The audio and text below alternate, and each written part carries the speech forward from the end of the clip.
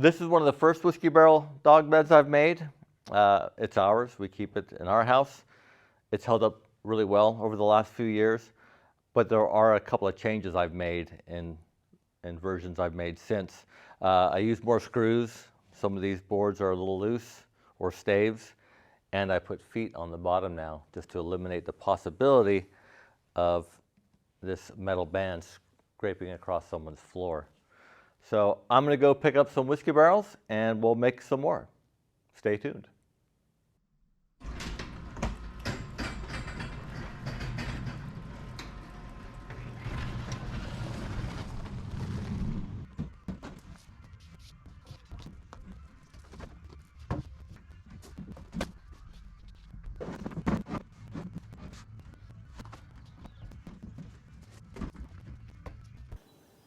Plenty of whiskey barrels here in Tennessee.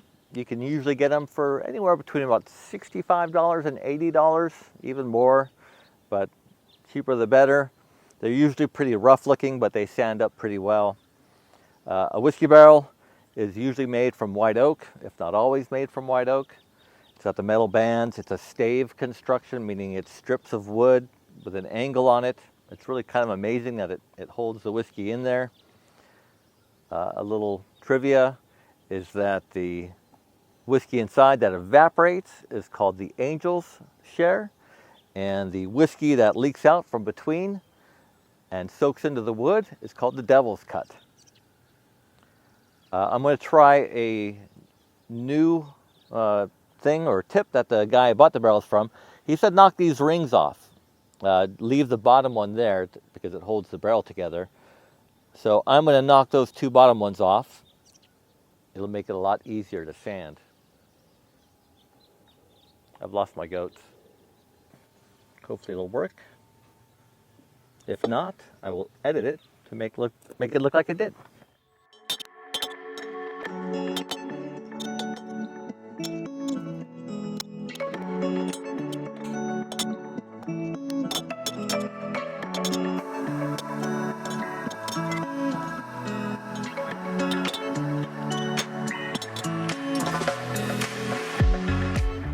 That wasn't bad.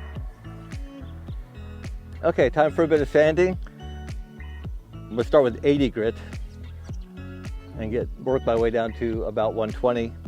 Alrighty, gonna start with 80 grit. Let's change that to 60 grit.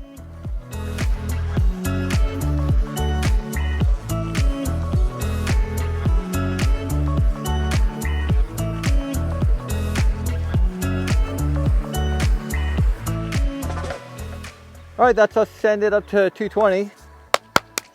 Whoops. Come on, Ernie. Ernie, this way. Come on, buddy. I'm gonna flip the barrel up and then clean the bands. I can use sandpaper for that, or I've got a better tool, a die grinder with more of an abrasive pad. So I think that'll be better for the bands.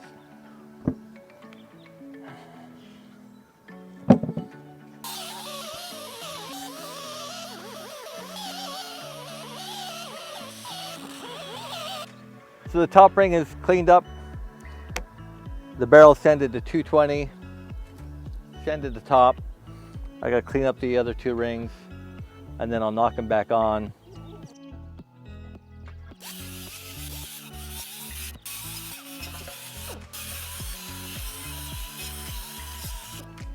Okay, that's everything cleaned up. With all the sanding, I'm hoping that these steel rings are going to go on easier than they came off. I want to make sure I get them lined up the same way they came off.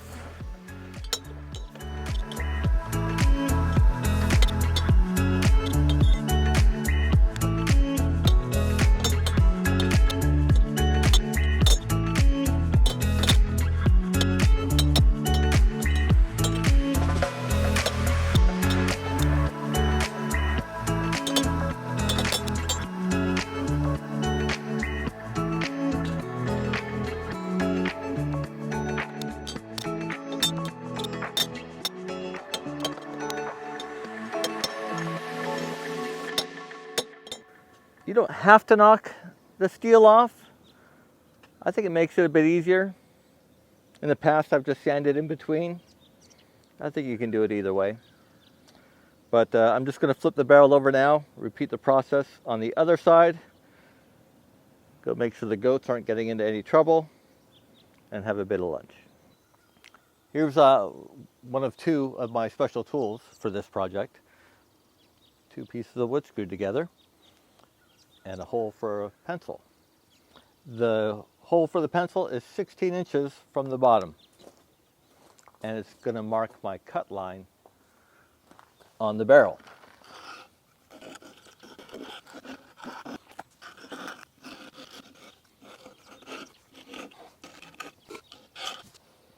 Okay, so I've got my dog bed here marked out and the dog bed here marked out. So that's the top, and then the other cut is going to be just about an inch above that band there.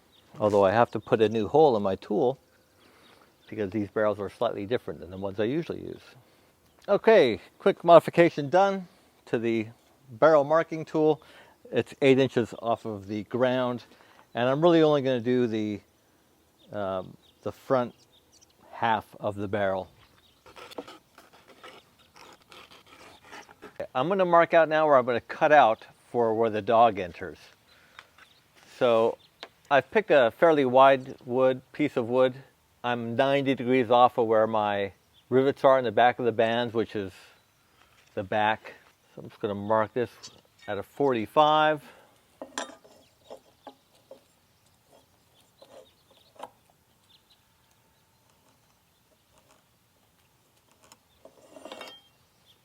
And then I just use a piece of paper to line that up.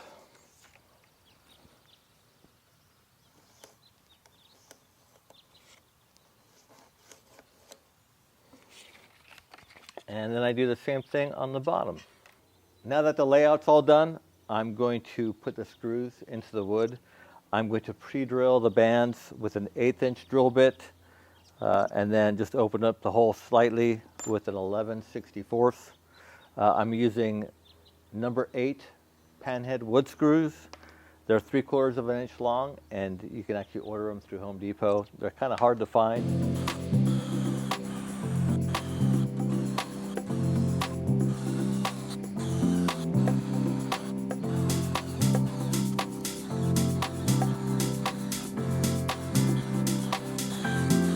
Okay, I'm going to cut the band right here at a 45-degree angle. So I usually put 2 screws in there, and that's why I choose one of the larger staves.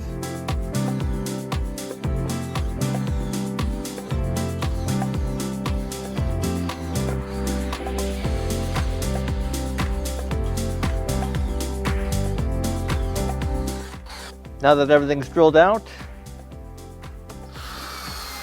time to put the screws in.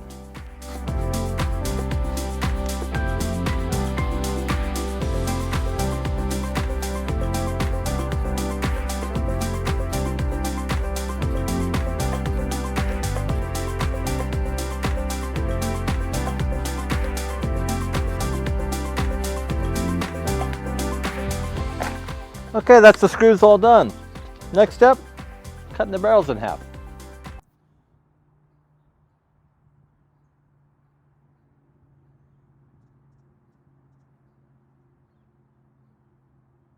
So here's the entrance for the dog, and then the angle going up. And so I'm just gonna find something here. I got a roll of tape to put a bit of a radius on here.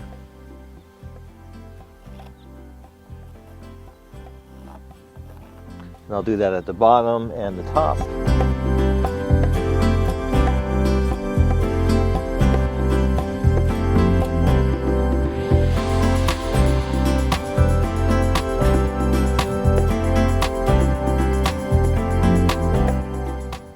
And on both sides. I find it easier to make this cut along the bottom of the dog entrance. Again, with the circular saw, and then moving to a jigsaw to cut this angle and going up, and then I'll use a little abrasive blade on the grinder to cut the metal.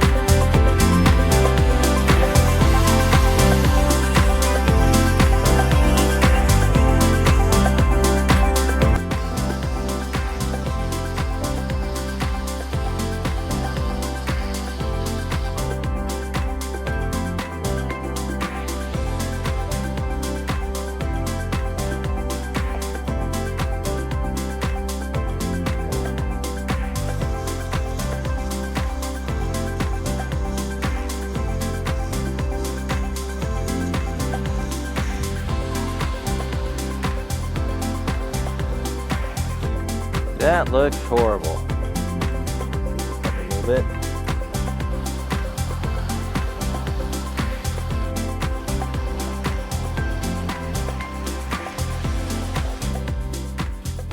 There's a few bad spots here from using the jigsaw. Pretty rough looking. So I've just got my little die grinder here with a flap disc on it, and I'm just going to use it to shape kind of the cuts that I made, and I'll finish it off with my orbital sander, and then we'll do a little scraping on the inside.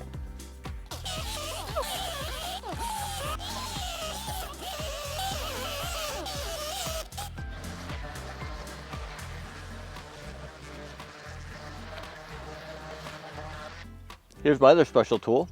It's a 3-inch scraper, and I just put a bit of a radius on it.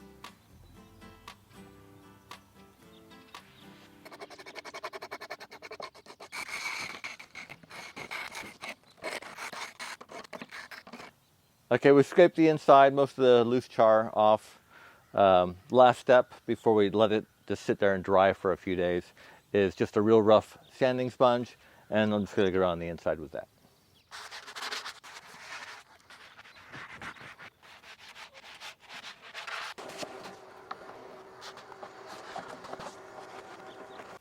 That's the inside all done, scraped, sanded, vacuumed.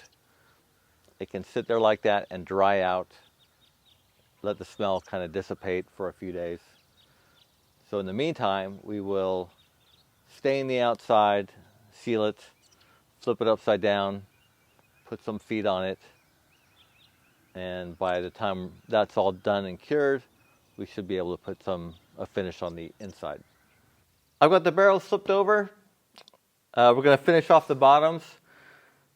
Nobody wants these metal rings sliding across our nice wooden floors, so I make these feet. You can make them out of a square, but I put a little bit of a radius on them because I have a CNC. I just let the CNC do it. Whiskey barrels are usually not very flat on the bottoms, so I just kind of space them out so that they're somewhat even, but more importantly, kind of like on the flat, more in the flat area.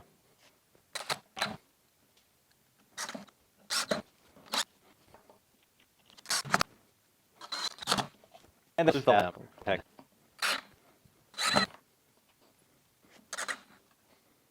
And because they're black, they'll kind of disappear when it's sitting on the ground.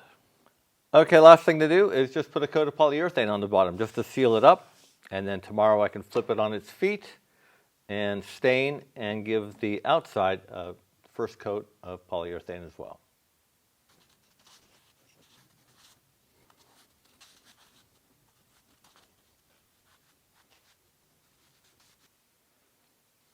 I've got these little felt pads, so I like to put 2 on per foot and just cover the screws.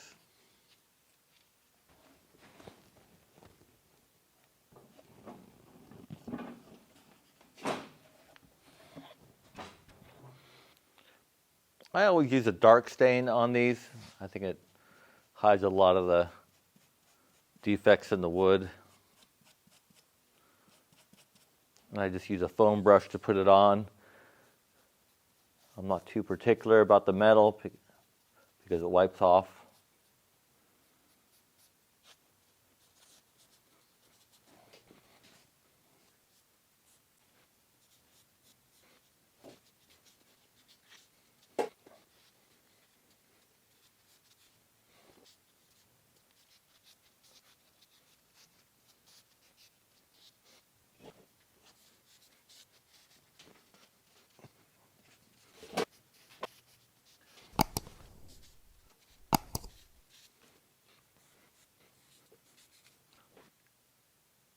By the time you get around to where you started, it's time to start wiping it off.